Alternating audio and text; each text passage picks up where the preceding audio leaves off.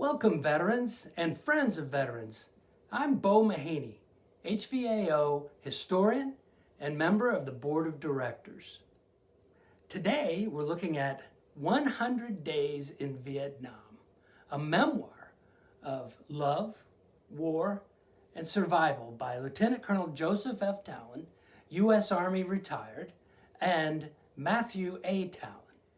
The story takes place in the last days of the ground war in Vietnam, where an enemy missile shoots Lieutenant Joe Talon's aircraft out of the air. He ejects at a dangerously low altitude in his OV-1 Mohawk. Joe survives the flaming crash, but his tactical observer, Daniel Richards, does not. So that's the beginning of the novel. Sorry, a little bit of a spoiler, but that's just breaking the surface. One might say that's the end of the book, because Joe and his son Matt, also an Army veteran, have put together the 100 days leading to that fiery event.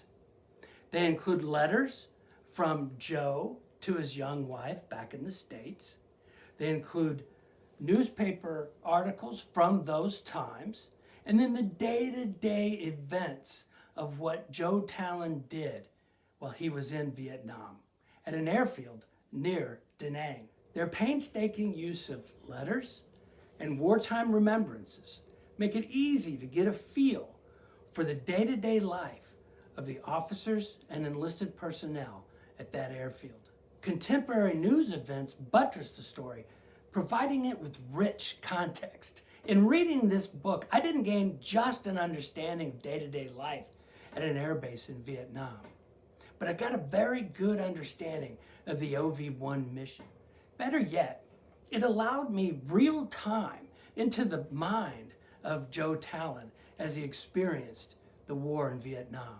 From his long-distance romance with his young wife back in the States, to the day-to-day adventure and terror of the OV-1 Mohawk missions, this book kept me turning pages.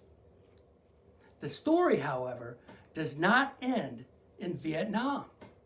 Once back in the States, Joe cannot seem to completely heal. Though his wounds have healed, there's something left, something that needs to be healed. You see, the loss of his tactical observer haunts him.